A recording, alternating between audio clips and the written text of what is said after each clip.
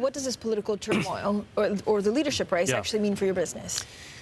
Well, I say what we look at is what the underlying demand for our services is. And on the consumer side, on the mortgage side, it's a little bit soft, but actually it's perfectly tolerable. I mean, the income, I think all the banks have shown that in the first quarter that income was a little bit less than they wanted, but it's not catastrophic. On the business side, as I've said, investment is weak. So we've got a lot of people asking for approval for business, for facilities, for loan facilities, but then not actually drawing them down.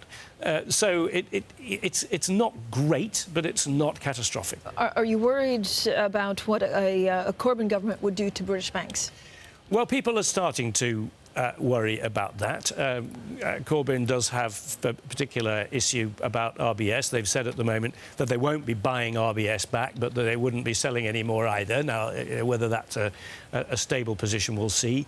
As far as the other banks are concerned, there's not that much that's specific about banks. I mean, the employee ownership issues would apply to all companies. In some ways, I mean, if you had a very expansionist fiscal policy, that would be quite good for the banks. But so there isn't that much that's specific, except for things like the financial transactions tax, which, of course, is tricky because if you have it just in London, you'll just shift business there. So that's an issue that they're going to need to think hard about.